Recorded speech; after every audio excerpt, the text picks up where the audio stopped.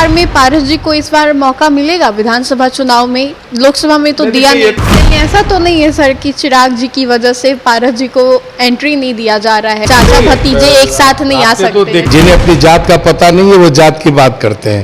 1990 से 2005 तक के बीच में उन्होंने आरक्षण को क्यों नहीं लागू किया? नमस्कार, स्वागत है आपका देशवा न्यूज में और मैं आपके साथ राजनंदिनी। देखिए, संविधान के 9वीं अनुसूची में आरक्षण को शामिल करने की लगातार बातें चल रही हैं। आपको बता दें कि ये बात पटना हाईकोर्ट तक पहुंची, वहां पर इस बात पर स्टे लगा दी गई और अब सुप्रीम कोर्ट में पहुंची है, वहां पे भी हाईकोर्ट के फैसले पर स्टे लगा दी गई। इसको लेकर सियासत काफ़ी ज़्यादा तेज है। विपक्ष वाले तो अब ये भी कह रहे हैं कि जो एनडीए सरकार है वो आरक्षण विरोधी है। इस पूरे मुद्दे पे सीधी बातचीत करेंगे पूर्व उप मुख्यमंत्री तारकिशोर प्रसाद जी से। पहले तो बहुत बहुत स्वागत है आपका। क्या कुछ कहना चाहेंगे? आरक्षण को लेकर लगातार विपक्ष वाले निशाना साध रहे हैं, कह रहे हैं कि एनडीए की सरकार आरक्षण विरोधी है। नहीं, देखिए, जो विपक्ष है उसको राज्य से कितना लेना देना है। आपने मानसून सत्र में देखा होगा कि नेता प्रतिपक्ष 5 दिन सदन से अनुपस्थित रहे और जहाँ तक 65% आरक्षण की बात है, इसको सर्वसम्मति से हम सबों ने लागू किया और माननीय उच्च न्यायालय ने इस पर रोक लगा दी। फिर हम लोग सर्वोच्च न्यायालय गए, सर्वोच्च न्यायालय ने भी तत्काल उस पर स्थगन दिया और उस पर आगे फिर न्यायिक कार्रवाई होगी। तो मुझे समझ में नहीं आता है कि यह कहाँ से बात आ गई कि हम सब आरक्षण विरोधी हैं। हम सबों ने सर्वोच्च न्यायालय में भी कैसे ये आरक्षण लागू हो, उसके लिए न्यायालय में हम लोग गए हैं और स्वाभाविक है कि जो न्यायिक प्रक्रिया है उसके बाद हम सब उसको लागू करेंगे। लेकिन दुर्भाग्य है कि भारतीय राष्ट्रीय कांग्रेस और राष्ट्रीय जनता दल जब इस प्रकार के बयान देती है तो अफसोस होता है। आखिर 90 से 2005 तक तो उनकी सरकार थी, तो उन्होंने क्यों नहीं इसके पूर्व में जो और आरक्षण थे उसको लागू किया? भारतीय राष्ट्रीय कांग्रेस के नेतृत्व का जो दशा है उसके बारे में कोई टिप्पणी करना उचित नहीं है। लेकिन इतना आप जान लीजिए कि ये जो इंडी गठबंधन के घटक हैं, इन्हें न आरक्षण से लेना देना है, न देश के लोगों से लेना देना है। और बयान देकर जिस प्रकार से वे अपने राजनीतिक दिवालियापन का परिचय दे रहे हैं, इसे बिहार और पूरे देश की जनता उसको देख रही है। लगातार तेजस्वी यादव ये भी कह रहे हैं कि अब तो उन्होंने जब पीसी किया तो ये बोला कि सोमवार को वो आरजेडी की ओर से सुप्रीम कोर्ट में पिटीशन दाखिल करेंगे। नहीं, देखिए, हमारी सरकार ने पूर्व में ही जो पिटीशन है उसको फाइल कर दिया है। इसलिए ये सिर्फ राजनीतिक लाभ की दृष्टि से इस तरह की बातें करते हैं। गरीबों को आरक्षण मिले, गरीबों को उसका हक मिले। आखिर 15 वर्ष तो इनकी भी सरकार थी, तो उस समय गरीबों को हक दिलाने के लिए इन्होंने क्या क्या किया? क्यों नहीं आरक्षण को, उस समय जो आरक्षण लागू होना था उसको क्यों नहीं लागू किया?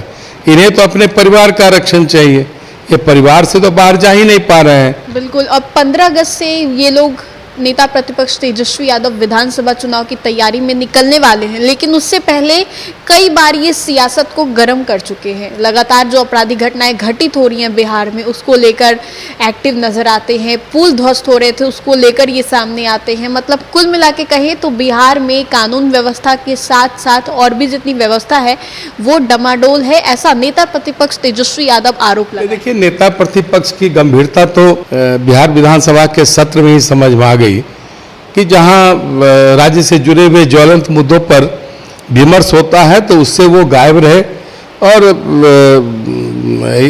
विदेश की यात्रा पर है। और अचानक लौटने के बाद इन्हें बिहार के लोगों की अचानक याद आ गई है। हमारी सरकार गंभीर है। 2005 से हम सब बिहार में एनडीए की सरकार में हैं और हम सबों ने बिहार को बदलने का काम किया है। देश में विगत 10 वर्षों से नरेंद्र मोदी जी के यशस्वी नेतृत्व में हमारी सरकार चल रही है। पूरे देश को बदलने का काम किया है। आज गरीबों तक आम कल्याणकारी योजनाओं का लाभ सीधे पहुंच रहा है। इसलिए इस तरह के यात्रा से इस यात्रा में वो स्पष्ट करें कि 1990 से 2005 तक के बीच में उन्होंने आरक्षण को क्यों नहीं लागू किया। 65% की बात तो इधर के दिनों की है, जो मूल आरक्षण है उसको भी उन्होंने लागू नहीं किया था। यात्रा के दौरान इन चीज़ों को बताना चाहिए और उनके कार्यकाल में बिहार की क्या स्थिति थी ये भी बताना चाहिए और किस प्रकार से हम सबों ने बिहार को बदला है ये बिहार के लोगों ने महसूस किया है। उसके लिए तेजस्वी यादव को बतलाने की जरूरत नहीं। ये सरकार में पारस जी को इस बार मौका मिलेगा विधानसभा चुनाव में? लोकसभा में तो दिया नहीं। ये तो केंद्रीय नेतृत्व और जो हमारे वरिष्ठ सहयोगी दल जो हमारे साथ हैं, ये उन लोग राष्ट्रीय नेतृत्व के साथ बात होगी और हम सब मिलकर एनडीए के तत्वाधान में विधानसभा का चुनाव भी लड़ेंगे और जो अपेक्षित सीटें हैं उसको हम लोग जीतने का भी काम करेंगे। कहीं ऐसा तो नहीं है सर कि चिराग जी की वजह से पारस जी को एंट्री नहीं दिया जा रहा है, चाचा भतीजे एक साथ नहीं आ सकते? तो देखा है कि हमारे जो पारस जी हैं इस बार साथ रहे हैं और ये सारी चीज़ें हमारा जो केंद्रीय नेतृत्व वर्ग है उसको बेहतर ढंग से उसका निदान करेगा। दिलीप जायसवाल जी नवनियुक्त प्रदेश अध्यक्ष बनाए गए हैं, क्या लगता है किस तरीके से विधानसभा चुनाव में? श्री दिलीप कुमार जायसवाल जी एक अच्छे संगठन करता है, लंबे अवधि तक उन्होंने संगठन में काम किया है, हमारे बगल के हैं, हम सबों का एक स्नेहिल संबंध रहा है और उम्मीद करते हैं कि उनके नेतृत्व में भारतीय जनता पार्टी बिहार बेहतर प्रदर्शन करेगी और वो संपूर्ण समय देकर भारतीय जनता पार्टी को समाज के कमजोर वर्गों तक पूरे तौर पर पहुंचाने का काम करेंगे। एक आखिरी सवाल होगा, राहुल गांधी और अनुराग ठाकुर के बीच में जाति को लेकर संसद भवन में कई बातें होती है जिसके बाद से सियासत तेज हो जाती है। लगता है कि जिस तरीके से जाति की बात अनुराग ठाकुर ने कहा, जगह सही था वो इन सब बातों के लिए, और कहीं ना कहीं कहा भी जाता है कि जाति जनगणना हो तो सार्वजनिक ना किया जाए उसे, इससे समाज में मतभेद होते हैं। नहीं, ये कहाँ से बात आई है कि जातीय जनगणना को सार्वजनिक नहीं किया जाए। ये तो कर्नाटक में जहाँ कांग्रेस की सरकार रही है या अन्य दलों की सरकार रही, उसने इसे पब्लिक डोमेन में नहीं दिया और जाति की बात करते हैं। आपने देखा होगा कि अखिलेश यादव जी प्रेस वाले से पूछते थे कि आप किस जाति के हो। राहुल गांधी जी जाति की बात करते रहे हैं। जब जात पूछी जाती है तो उन्हें खराब लगता है।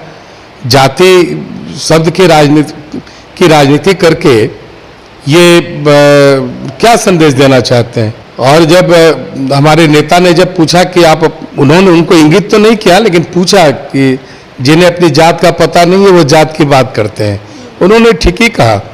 देखिए, जो भारतीय राष्ट्रीय कांग्रेस है इसको समाज के कमजोर वर्गों से कोई लेना देना नहीं है।